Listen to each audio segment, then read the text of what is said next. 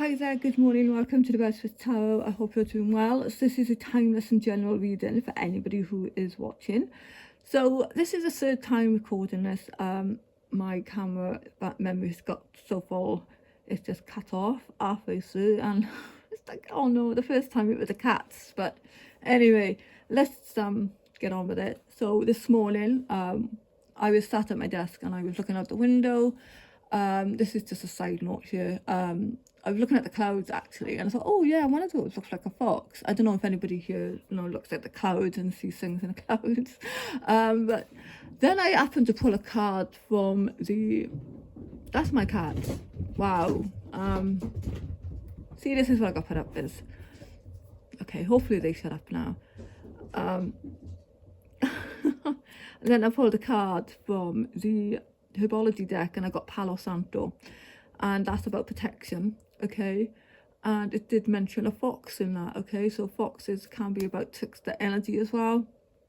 So I don't know if that's just for me or that's just for everybody, but maybe amp up protection right now. So I just thought it was very interesting. It's synchronicity. So yesterday as well, last night's reading, I did mention about time. I don't know if anybody else is finding time very weird. It feels like we should be in March by now, but we're still in January. But at the same time, January feels like it has dragged and, gone so fast at the same time. It's very weird. Then I pulled a card from the Archetypes deck. Now, I don't use this much. And the card that came out was Kairos. I think that's how you pronounce it. It's this card, okay? And this is about mythic time and synchronicity. Like, you can't make this up, right? So we have all had the experience of timelessness of life beyond the ticking of the clock. It may be felt as time standing still, slow motion, or losing track of time on a walk or in a lovely conversation. This is known as mythic time, and it is the territory of Kairos. This card suggests there is a secondary time continuum that goes beyond any earthly clocks and schedules. Within this non-linear realm, we access divine timing. A single moment ripens with auspiciousness, and our action changes the trajectory of our whole life. Time becomes a living thing that watches over us and tells us precisely when to speak or act. When this card appears, it is all about patience and precision. No clock can guide you. Wait for the rush of inner knowing and not a moment longer. So when this card is upright, which it was, this is about alignment, ease into decisions and action. Okay, so the word evil comes from the root unripe. Consider that everything has a time of ripeness.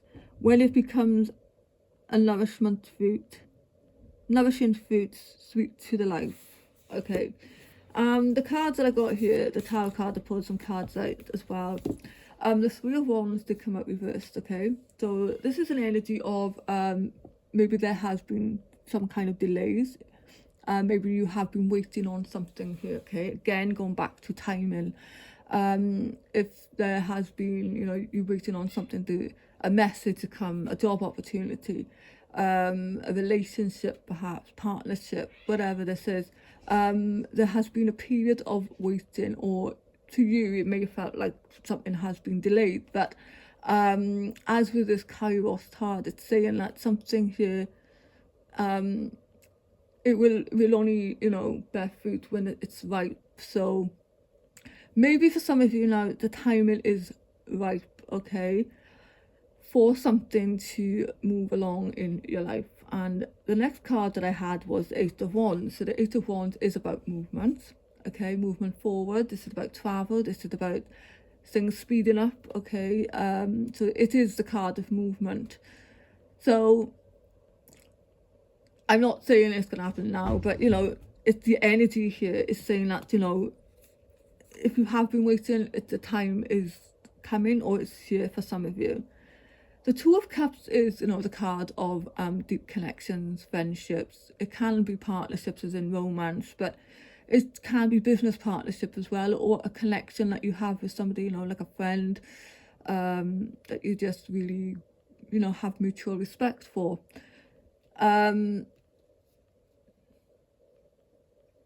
just noticing it's the lion here. So, you know, this is something, again,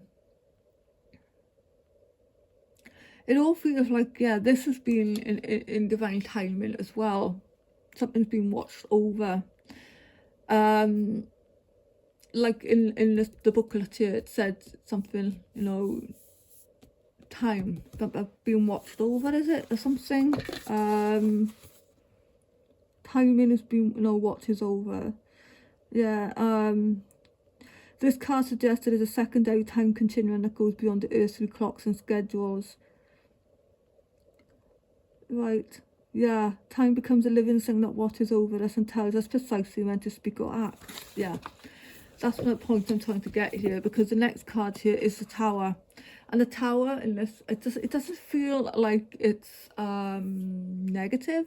It just feels like this could be something coming in, a sudden shock, unexpected surprise, you know, as in like timing, it's right and it just happens, you know.